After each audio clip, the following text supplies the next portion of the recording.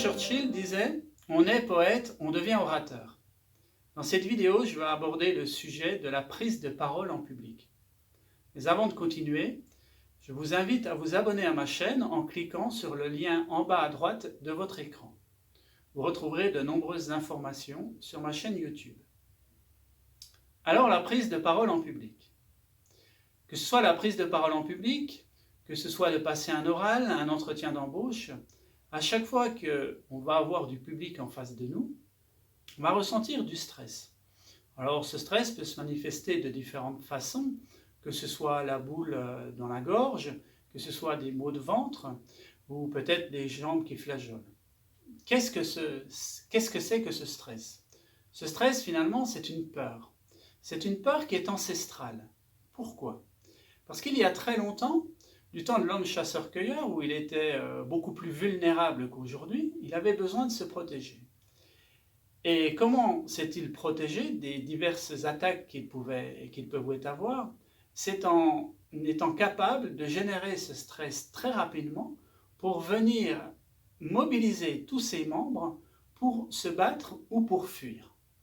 Ça a été très utile pendant des milliers d'années, mais simplement le stress aujourd'hui que l'on rencontre dans notre société actuelle n'est plus du tout adapté par rapport aux peurs que l'on peut rencontrer. Les peurs d'aujourd'hui, ça va être la peur de ne pas trouver de travail, ou alors la peur de perdre son travail, le respect des échéances, que mon intervention soit convaincante, de décrocher un nouveau marché. Voilà, ce sont toutes ces peurs contemporaines. Mais le corps, lui, répond tout le temps, de façon ancestrale, en mobilisant le corps pour soit se battre, soit fuir. Et c'est totalement inadapté avec les peurs contemporaines.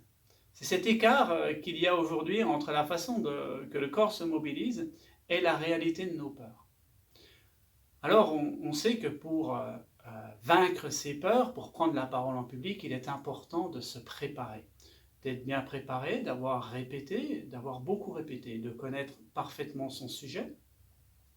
Il est important aussi de faire de la respiration, de se voir aussi réussir mentalement, puisqu'on sait que le cerveau ne fait pas de différence entre ce que j'imagine et la réalité, donc ça permet de se préparer. Voilà.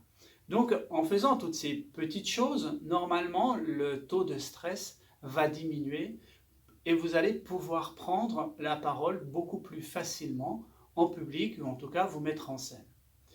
Si vous souhaitez aller plus loin et vous faire accompagner, eh bien l'hypnose est parfaitement adaptée pour ce type de problématique. Si vous souhaitez plus de renseignements, vous pouvez me contacter par téléphone au 06 81 04 03 02, ou vous pouvez aussi me retrouver sur mon site internet www.unerivealautre.fr. Vous pouvez également me retrouver sur les réseaux sociaux. Alors je vous dis à très bientôt pour devenir de vrais orateurs.